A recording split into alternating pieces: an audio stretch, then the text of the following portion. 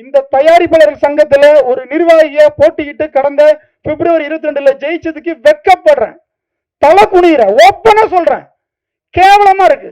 இத்தனை தயாரிப்பாளர்கள் நம்பி ஓட்டு போட்டிருக்காங்களே, நம்மளால ஒண்ணும் செய்ய முடியலன்னு. நான் என்ன பண்ண முடியும்? நான் ஒரு சாதாரண ஒரு செயற்குழு உறுப்பினர், நிர்வாகம் இருக்கு. நிர்வாகத்தை நான் குறை சொல்ல விரும்பல, ஏன்னா அப்புறம் அதுக்கு நான் பல பிரச்சனைகளை சந்திக்கணும்.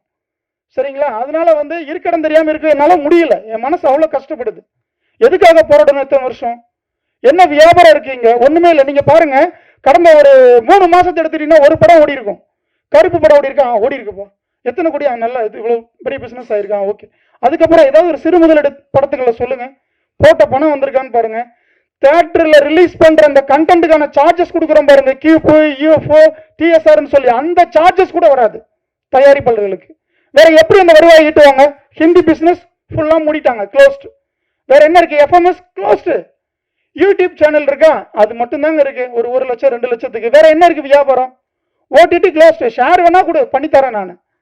எந்த வழிமுறைகளில் இன்னைக்கு திரைப்படங்கள் விநியோகம் செய்ய முடியும், தொழில் ரீதியா நம்ம பாக்குறோம், வருவாய் ஈட்ட முடியும்? எதுவுமே கிடையாதுங்க. ஒவ்வொரு மேடையிலும் நம்ம வாய்க்கு பேசிக்கலாம், பெருமைக்கு பேசிக்கலாம். வஞ்சி படம் வெற்றி அடையணும் தான், இல்லன்னு இல்ல, அது மிகப்பெரிய வெற்றி அடையணும். அது கடுமையான உழைப்பை வெளிப்படுத்திருக்காங்க. எவ்வளவு கஷ்டப்பட்டிருப்பாங்க, எத்தனை இடங்களுக்கு அலைஞ்சிருப்பாங்க, ஒவ்வொரு இடத்துலயும் பேரம் பேசியிருப்பாங்க. ஒரு 2000 ரூபாயா, ஒரு 1000 ரூபாய் வச்சுக்கோங்களேன். ஆனா இங்க பினான்ஸ் பண்ணக்கூடிய பெரிய முதலைகள் இருக்கு பாருங்க.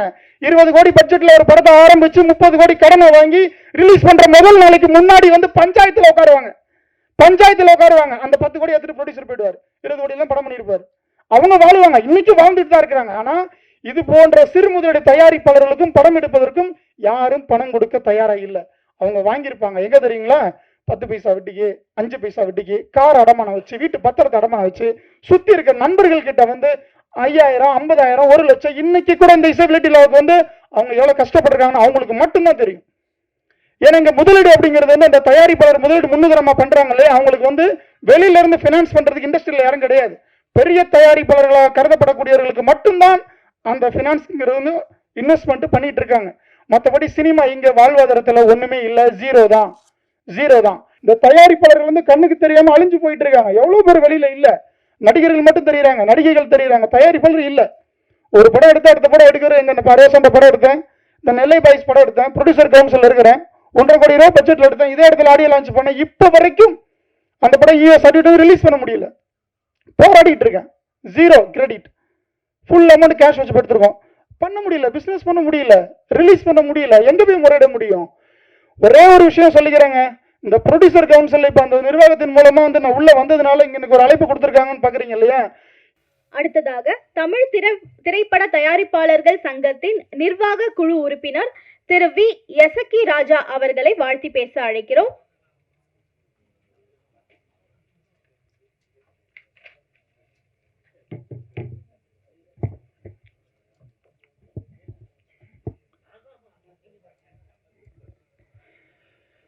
வஞ்சி படத்தின் இசை வெளியீட்டிற்கு வந்திருக்கக்கூடிய பத்திரிகை மற்றும் ஊடகத்துறை நண்பர்களுக்கும், மேடையில் வீற்றிருக்கக்கூடிய பிரபல இயக்குனர் பேரரசு அண்ணன் அவர்களுக்கும், பிரபல இசையமைப்பாளர் தீனா அண்ணன் அவர்களுக்கும், சீசா படத்தினுடைய இயக்குனர் அண்ணன் அவர்களுக்கும், கூல் சுரேஷ் அண்ணன் அவர்களுக்கும், படத்தின் தயாரிப்பாளர் விமலா ராஜநாயகம் அக்கா அவர்களுக்கும், அருமை சகோதரர் ராஜநாயகம் அண்ணன் அவர்களுக்கும், படத்தினுடைய இயக்குனர் அன்பு சகோதரர் ராஜேஷ் அவர்களுக்கும், படத்தினுடைய கதாநாயகி அவர்களுக்கும், மற்றும் மேடையில் வீற்றிருக்கக்கூடிய படத்தினுடைய படத்தொகுப்பாளர், இசையமைப்பாளர், பாடலாசிரியர் மற்றும் அனைத்து தொழில்நுட்ப கலைஞர்களுக்கும் என்னுடைய மனமார்ந்த வாழ்த்துக்களை தெரிவித்துக் கொண்டு எனது சிறு உரையை நிகழ்த்துகிறேன். படத்தோட ட்ரெய்லர் அப்புறம் சாங்ஸ் எல்லாருமே நம்ம பார்த்துருப்போம். ஸோ எப்பயுமே ஆடியோ லான்ச் வரும் பொழுது அவங்க சொல்லியிருப்பாங்க, 2 சாங் போடுங்க, ஒரு ட்ரெய்லர் போடுங்க அப்படின்னு சொல்லி. ஸோ அவங்களுக்கு நம்ம ராஜநாயக அண்ணனுக்காக எவ்வளோ முன்னுரிமை கொடுத்துருக்காங்க. நிறைய பாடல்களை பார்த்துருக்கோம். எல்லாமே ஒரு புதுமையான ஒரு விஷயமா இருந்தது எனக்கு. என்னன்னா இந்த பட்ஜெட்ல இதுதான் பண்ண முடியும் அப்படிங்கிறதுக்கு ஒரு எடுத்துக்காட்டு தான் இது. இதே நபர்கள் கிட்ட இன்னும் அதிகமான ஒரு முதலீடு தொகைகள் இருந்திருந்தா அவங்க இன்னும் நிறைய விஷயங்களை பண்ணியிருப்பாங்க. ஸோ அதனால சிறு முதலீடு தயாரிப்பாளர்களாக உருவாகி இருக்கக்கூடிய இந்த விமலா ராஜநாயகம் அக்கா அவர்களுக்கும் சரி, ராஜநாயகம் அண்ணன் அவர்களுக்கும் சரி, ஸோ ஒரு முக்கியத்துவம் கொடுக்கணும். இங்கே வந்திருக்கக்கூடிய மீடியா ஊடகத்துறை நண்பர்கள், அதை தொடர்ந்து இன்னைக்கு சினிமா இருக்க சூழல் உங்கள் எல்லாருக்குமே தெரியும். ஏன்னா நான் ஒவ்வொரு ஸ்டேஜ்லையும் ஏதாவது ஒரு சில விஷயங்களை நான் பேசிடுறேன். அப்புறம் எனக்கு ஒரு ரொம்ப சந்தோஷமான விஷயம் என்ன அப்படின்னு கேட்டிங்கன்னா, என்னுடைய முழு பெயர் வந்து இசக்கி ராஜா. இதுதான் வந்து ப்ரொடியூசர் கவுன்சிலையும் எல்லாத்துலேயுமே இருக்க என்னோட ஆதார்லையும் எங்கேயுமே அதை பயன்படுத்த மாட்டாங்க. ஸோ ஃபர்ஸ்ட் டைம் வந்து என்னுடைய ஃபுல் நேமை பயன்படுத்திருக்கீங்க. ஸோ அதுக்கு என்னுடைய நன்றி. ஏன்னா என்னுடைய ஃபங்க்ஷன்லேயே வி ராஜா ராஜான்னு தான் வரும். ஸோ அது கூட நான் அண்ணன் பேரரசு அண்ணன் அவர்கிட்ட சொல்லிட்டு இருந்தேன். அதுவும் இல்லாமல் இன்னைக்கு சினிமா இருக்கிற சூழல் உங்கள் எல்லாருக்குமே தெரியும். இங்கே வந்திருக்க ஊடகத்துறை நண்பர்களுக்கு அண்ணன் பேரரசு அண்ணன் அவர்கள் வந்து நிறைய இசை வெளியீட்டு எல்லாத்தையும் அண்ணனையும் பார்த்துட்டு இருக்கேன். ஒரு 10 வருஷத்துக்கு முன்னாடியெல்லாம் பார்த்தீங்கன்னா அவங்க மேலே வந்து எனக்கு ஒரு நல்ல அபிப்பிராயம் இல்லை. உங்கள் மேலே எனக்கு என்ன காரணம் அப்படின்னா, என்னை சுற்றி இருக்கக்கூடிய நிகழ்வுகள் அந்த மாதிரி இருந்தது, சூழல் அப்படி இருந்தது, தயாரிப்பாளர்கள் அந்த போர்வை என் மேலே வந்து ரொம்ப அழுத்தமாக இருந்தது. அப்போ நான் பார்க்குறேன், என்ன இவங்க எல்லா ஆடியோலாம் சொல்லி போகிறாங்க, ஏதாவது ஒரு கருத்துக்களை சொல்கிறாங்க, அப்படி சொல்கிறாங்க, அந்த மாதிரி என்ன இருந்தது. ஆனால் இன்னைக்கு இந்த ஸ்டேஜில் நான் பார்த்துக்கிட்டது மட்டும் இல்லை, இந்த தயாரிப்பாளர் சங்கத்துக்குள்ளே வந்ததுக்கப்புறம் நான் பல பன்முகத்தை நான் பேரரசு அண்ணன்கிட்ட தீனான்கிட்ட பார்த்துட்டு இருக்கேன்.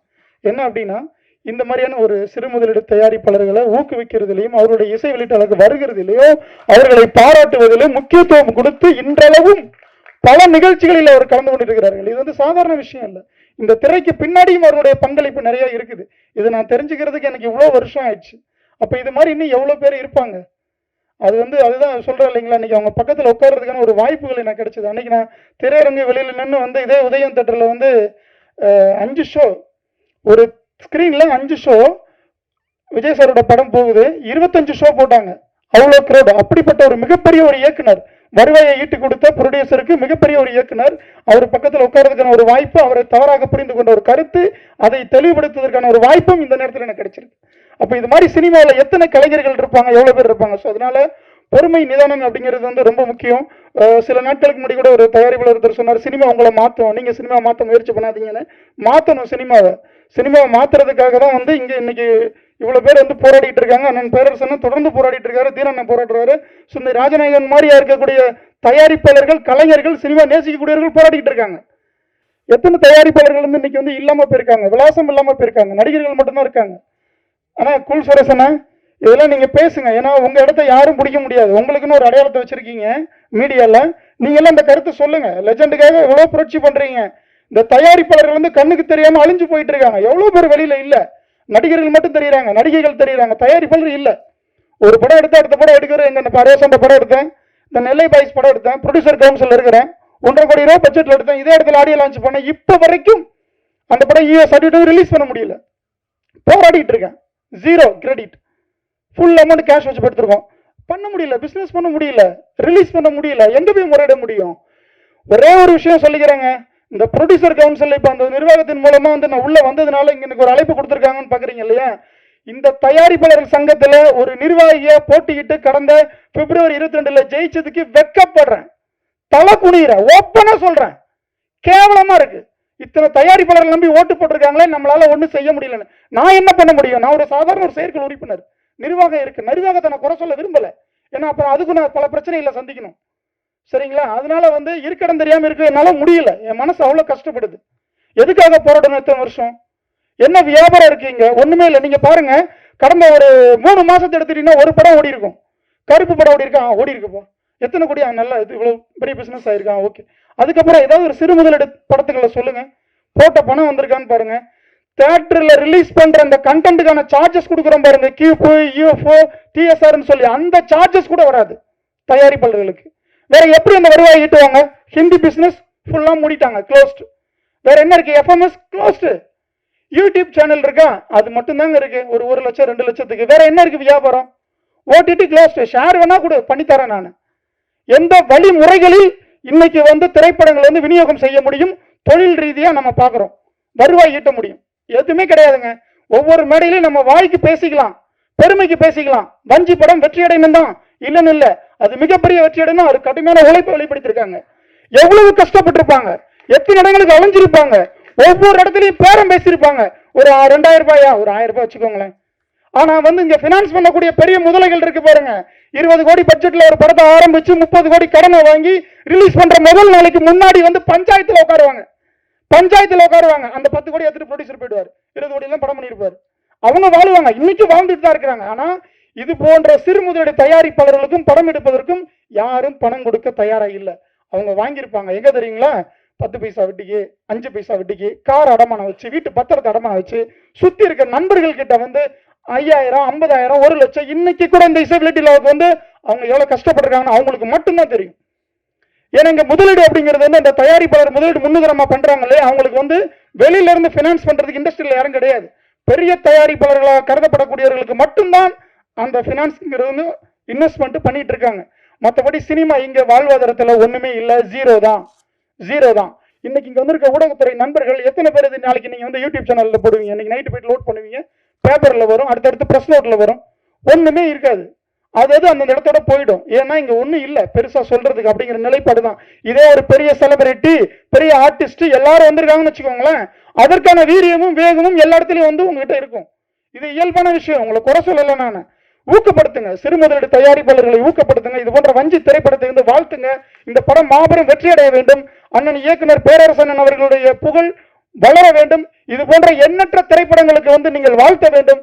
வாழ்த்து விடைபெறுகிறேன். நன்றி, வணக்கம்.